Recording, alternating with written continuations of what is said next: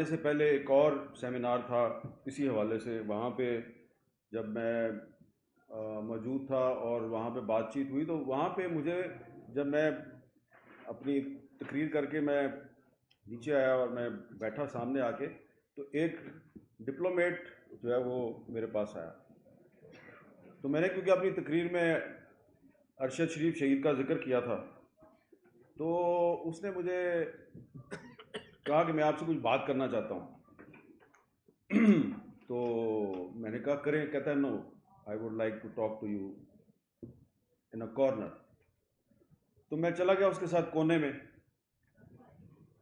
تو اس نے مجھے یہ بتایا کہ میں نے خود کانٹیکٹ کر کے، ابھی ارشد شریف جب پاکستان میں تھے تو میں نے ان کو کانٹیکٹ کر کے کہا کہ بھائی آپ کے لیے بڑے خطرات ہیں، بڑے مقدمے درج ہو رہے ہیں، تو آپ کوئی اپنا بندوبست کریں، میں آپ کو فیسیلیٹیٹ کر دیتا ہوں، آپ کا ہم ارجنٹلی کو ویزے کا بندوبست کر دیتے ہیں. تو ارشد شریف نے کہا کہ ہاں آپ صحیح کہتے ہیں، لیکن ابھی میں نے فیصلہ نہیں کیا جانے کا. تو یہ بات میں یہاں پہ اس لیے کر رہا ہوں کہ یہاں پہ بھی ہمارے دوست بیٹھے ہوئے تھے، عامر متین اور مالک صاحب بھی. تو انہوں نے بھی، وہاں پہ میں بھی موجود تھا، انہوں نے بھی اس کو مشورہ دیا تھا، کاشف عباسی نے بھی مشورہ دیا تھا کہ آپ اپنے ویزے وغیرہ لگوا لیں. لیکن اس نے کہا کہ نہیں، میں نے پاکستان سے نہیں جانا، میں ادھر ہی لڑوں گا. لیکن پھر حالات اس طرح کے بنائے گئے کہ ارشد شریف فار دا ٹائم بینگ کچھ عرصے کے لیے اس کو کہا گیا کہ آپ منظر سے ہٹ جائیں. تو ابھی جو ادھر شروع میں جو بات ہوئی تھی نا کہ جی وہ کچھ لوگوں نے اس کی ٹرولنگ کی تھی، تو تھوڑے دن کے لیے تو بہت سے لوگ جاتے ہیں. ہم اس چیز کے عینی شاہد ہیں کہ وہ کچھ عرصے کے لیے بہت شدید اصرار پہ تھوڑے عرصے کے لیے کچھ دن کے لیے اس کو کہا گیا تھا کہ آپ منظر سے ہٹ جائیں. اور ابھی یہ 1.5-2 گھنٹے پہلے ایک ڈپلومیٹ جو ہیں ویسٹرن ڈپلومیٹ، وہ بھی مجھے یہی بتا رہے تھے. تو میں نے اس کو کہا کہ ہاں آپ صحیح کہتے ہیں، ہمارے ساتھ بھی اس کی یہی بات ہوئی تھی، وہ پاکستان سے نہیں جانا چاہ رہا تھا، لیکن پھر اس کو کہا گیا کہ حکمت کا مظاہرہ کرو، تھوڑے دن کے لیے چلے جاؤ.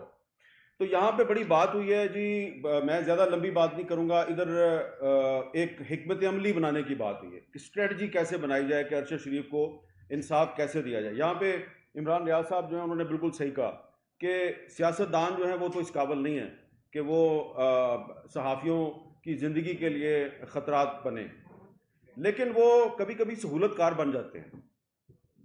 تو سیاستدان جو ہے اس میں واقعی جرت تو نہیں ہوتی، لیکن وہ اپنی کمزوری اور بزدلی کی وجہ سے سہولت کار ضرور بن جاتا ہے. تو اس کو سہولت کار نہیں بننا چاہیے.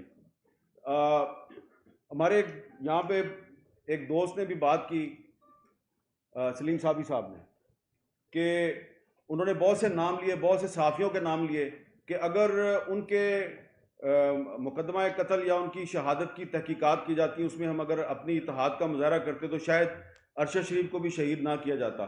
اس حوالے سے بھی میں آپ کو ایک چیز بتانا چاہتا ہوں. جب 2016-17 میں ارشد شریف شہید نے اسلام آباد ہائی کورٹ میں ایک پٹیشن دائر کی، اور ان کے وکیل تھے شبیر صاحب، شاید ان کا نام تھا.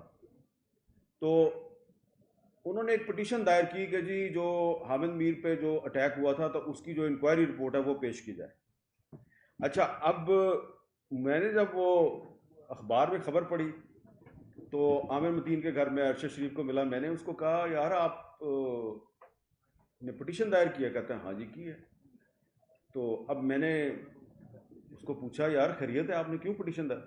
اس نے کہا جی کسی بھی کمیشن کا پتہ ہی نہیں چلتا، رپورٹ ہی نہیں آتی، تو کم از کم ایک یہ کمیشن ہے، اس میں سپریم کورٹ کا چیف جسٹس جو ہے وہ اس کو ہیڈ کر رہا تھا، اس کی سربراہی کر رہا تھا اس کمیشن کی، تو یہ رپورٹ تو آنی چاہیے نا. میں نے کہا چلو ٹھیک ہے. اب میں نے اس وقت سوچا، معذرت سے یہاں پہ ہمارے پی ایف یو جی کی لیڈرشپ بھی موجود ہے، میں نے سوچا یار یہ کام تو پی ایف یو جی کو کرنا چاہیے تھا، یہ ارشد شریف کر رہا ہے. لیکن شکر ہے کہ آج ارشد شریف کے معاملے پہ پی ایف یو جی خاموش نہیں ہے. اور ایک بات میں آپ کو میں اس میں بہت کلیئر ہوں، بڑی میں کلیئرٹی کے ساتھ آپ کو بتا رہا ہوں. آپ جتنی مرضی یونٹی کا مظاہرہ کر لیں، آپ UN کو خط لکھ دیں, آپ جا کے حکومت وقت کے ساتھ سارے اکٹھے ہو کے چلے جائیں, جتنا مرضی پریشر ڈال لیں, بات وہی ہے, 100 باتوں کی ایک ہی بات ہے بھائی, ابھی تک FIR درج نہیں ہوئی تو بات آگے کیسے بڑھے گی؟ تو کیا ہمارے پاس کوئی ایسا راستہ ہے کہ FIR بھی درج نہیں ہو رہی اور سپریم کورٹ کا چیف جسٹس جو ہے وہ بھی ایک از خود نوٹس لے کے اور اب صرف خانہ پوری کر رہا ہے, اور جو حال ہے اس وقت عدالتوں کا وہ بھی آپ کے سامنے ہے, اور جن پر شک کیا جاتا ہے, ارشد شریف شہید کی والدہ نے جن لوگوں کو نامینیٹ کیا ہے ان کا بھی آپ کو پتہ ہے, تو کیا ہمیں انصاف مل سکتا ہے؟ ایک سوال ہے. بہت سے لوگ یہ کہیں گے کہ انصاف نہیں مل سکتا. میں یہ سمجھتا ہوں کہ آپ کو انصاف مل سکتا ہے. کبھی کبھی ایسا بھی ہوتا ہے کہ انصاف جو ہے وہ آپ کو ہائی کورٹ یا سپریم کورٹ سے نہیں ملتا, آپ تاریخ سے انصاف طلب کر لیتے ہیں, اور تاریخ سے انصاف طلب کرنا آپ کا حق ہے, اور جب آپ کو حق نہ ملے تو پھر حق کو چھین لینا چاہیے. اب آپ سوچیں گے کہ یہ ہم انصاف کیسے چھینیں؟ انصاف چھیننے کے دنیا میں بہت سے جائز قانونی طریقے موجود ہیں.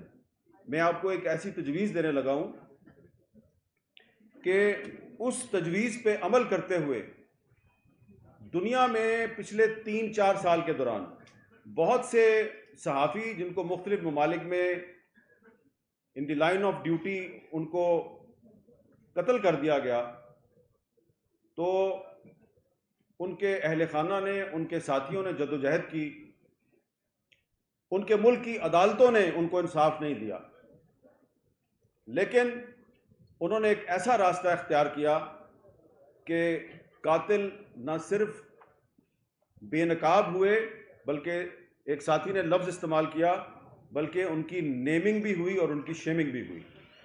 تو اگر یہ طریقہ کار جو ہے وہ افضل بٹ صاحب نے سعودی عرب کے صحافی عدنان خاشقجی کا ذکر کیا, جمال خاشقجی کا, تو جس طریقے سے آپ کو پتہ ہے کہ جمال خاشقجی جو ہے اس کا مقدمہ کدھر چل رہا ہے؟ سعودی عرب میں تو نہیں چل رہا. کہاں چل رہا ہے؟ امریکہ میں بھی نہیں چل رہا.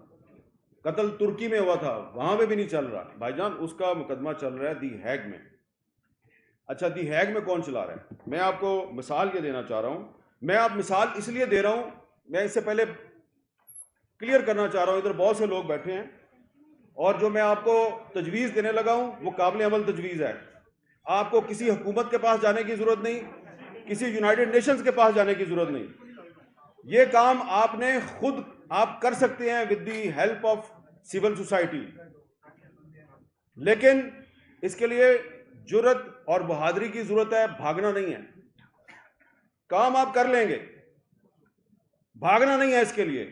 یہ طریقہ کیا ہے؟ یہ طریقہ برٹرینڈ رسل نے اختیار کیا تھا جب 1966 میں برٹرینڈ رسل نے ایک رسل کورٹ قائم کیا پیپلز ٹریبیونل کے نام سے.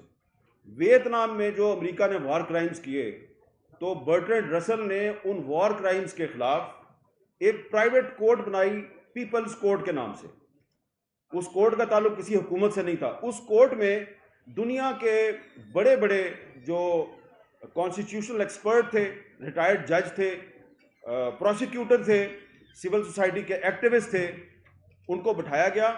انہوں نے باقاعدہ پروسیڈنگ کی, گواہ آئے, ان پہ جرح ہوئی, اور اس کا جو رسل کورٹ کا فیصلہ ہے اس فیصلے کے نتیجے میں امریکہ کو ویتنام میں جنگی جرائم کا مجرم قرار دیا گیا. اور جو رسل کورٹ کا جو فیصلہ تھا وہ اس کو کسی نے یہ نہیں کہا کہ جی یہ تعصب پہ مبنی فیصلہ تھا یا ہم اس کو نہیں مانتے. اور اس رسل کورٹ کے فیصلے کے بعد امریکہ ویتنام سے اپنی فوج نکالنے پر مجبور ہوا تھا. اس رسل کورٹ کو بعد میں پیپلز ٹریبیونل کا نام دیا گیا. اور پچھلے سال دی ہیگ میں عدنان خاشقجی, ایک سری لنکن جرنلسٹ اور ایک کولمبیا کے جرنلسٹ, ان 3 صحافیوں کی جو کیس تھا اس پہ ایک پیپلز ٹریبیونل بنایا گیا. اس کی پروسیڈنگ شروع ہوئی. پھر وہ جو ٹریبیونل تھا وہ ان تینوں ملکوں میں گیا اور اس نے اس ٹریبیونل کو سعودی عرب میں نہیں جانے دیا گیا، لیکن عدنان خاشق جی کی جو وائف ہیں، جمال خاشق جی کی جو وائف ہیں، انہوں نے اس ٹریبیونل کے سامنے آ کے اپنی سٹیٹمنٹ دی. تو اس میں یہ نہیں ہوتا کہ آپ اپنا جو ذاتی موقف ہے اس کو آپ فیصلہ بنا کے اناؤنس کر دیں، ایسا بالکل نہیں ہوتا. جس طرح کہ ایک کورٹ کا ایک پورا پروسیجر ہوتا ہے، اس پروسیجر کے مطابق چلتا ہے سارا کام. اس میں جو ججز ہوتے ہیں، اس پیپلز ٹریبیونل کے جو ججز ہوتے ہیں، وہ یا تو سپریم کورٹ کے ریٹائرڈ ججز ہوتے ہیں یا بہت اچھی انٹیگریٹی اور ساکھ والے پروسیکیوٹرز ہوتے ہیں. تو ان کی تو پاکستان میں کمی نہیں ہے. تو اب آپ نے کرنا کیا ہے؟ آپ کو اگر سپریم کورٹ آف پاکستان سے انصاف نہیں مل رہا، ہائی کورٹ سے انصاف نہیں مل رہا، اور ارشد شریف شہید کی فیملی جو ہے اس کو لوئر کورٹ میں جا کے تاریخ پہ تاریخ میں ان کو وہاں پہ پیش ہونا پڑتا ہے، اور سب کو پتا ہے کہ وہاں سے تو انصاف نہیں ملے گا. تو ہم نے اور آپ نے کرنا کیا ہے؟ بڑا سمپل ہے. آپ نے Pakistan federal union of journalist نے اور دیگر جو سٹیک ہولڈرز ہیں، آپ نے supreme court bar association, Pakistan bar council, human rights commission of Pakistan, reporters without border, committee to protect journalist اور فری پریس ان لمیٹڈ، ان سب کے ساتھ مل کے ایک میٹنگ کرنی ہے. یہ اس لیے میں نے نام لیے ہیں کہ جو دی ہیگ میں جو پیپلز ٹریبیونل بنایا گیا ہے، جو دنیا کے مشہور صحافیوں کے قتل کے مقدمات کی سماعت کر رہا ہے، اس پیپلز ٹریبیونل کو بنانے میں R S F, reporters without borders, C P J اور فری پریس ان لمیٹڈ، ان 3 تنظیموں نے ان کو اکٹھا کیا. اور ان 3 تنظیموں کے ساتھ اگر آپ کا رابطہ نہیں ہے تو میں آپ کا رابطہ کروا دیتا ہوں. میں خود پچھلے سال دی ہیگ میں مجھے بھی بلایا گیا تھا، میں بھی وہاں پہ گیا تھا اور میں نے بھی وہاں پہ بات کی تھی. تو یہ کوئی مشکل کام نہیں ہے. آپ نے پیپلز ٹریبیونل بنانا ہے. آپ کے پاس بہت بڑے بڑے لائرز ہیں، آپ کے پاس بہت بڑے بڑے ججز ہیں، لیکن اس میں ہوگا کیا کہ اس کو بالکل اسی طریقے سے چلانا ہے جیسے کہ ایک پراپر کورٹ چلتی ہے. اور اس میں آپ اپنا جو پرائم سسپیکٹ ہے، ملزم، جس کا آپ سب کو پتا ہے ملزم کون ہے، وہ مالک صاحب نے ایک ملزم کا نام لیا ہے، ٹھیک ہے، وہ بھی ہوگا، اس کا نام ایف سے شروع ہوتا ہے. میرا خیال ہے ملزم کا نام تو بی سے شروع ہوتا ہے. تو ٹھیک ہے، دونوں کو ہم ملزم سمجھ لیتے ہیں. تو جتنے بھی ملزمان ہیں ان ملزمان کو باقاعدہ ہم سمن بھیجیں گے.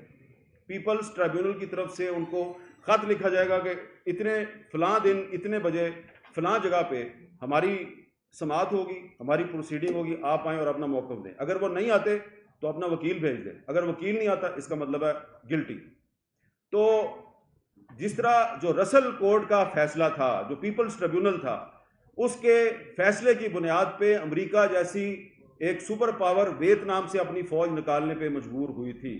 تو میں سمجھتا ہوں کہ اگر آپ پاکستان میں پیپلز ٹریبیونل بنا دیں اور ارشد شریف شہید کا جو کیس ہے اس کو پراپر طریقے سے وہاں پہ آپ چلائیں، تو اس کے بعد نہ صرف ارشد شریف کو انصاف ملے گا بلکہ اس کے بعد سلیم شہزاد کو بھی انصاف ملے گا، موسیٰ خان خیل کو بھی انصاف ملے گا، اور حیات اللہ خان سمیت ان 160 میڈیا ورکرز کو بھی انصاف ملے گا کہ جن کو آج تک انصاف نہیں ملا، جس کا ذکر افضل بٹ صاحب یہاں بار بار کر رہے تھے. تو یہ کوئی مشکل کام نہیں ہے. اس کے لیے کسی حکومت کے پاس جانے کی ضرورت نہیں ہے، کسی یونائٹڈ نیشنز کے پاس جانے کی ضرورت نہیں ہے. یہ کام آپ کر سکتے ہیں. ہم حاضر ہیں آپ کا یہ کام کرنے کے لیے، لیکن اس کے لیے آپ کو صرف تھوڑی سی جرأت اور تھوڑی سی بہادری کی ضرورت ہے. بہت بہت شکریہ.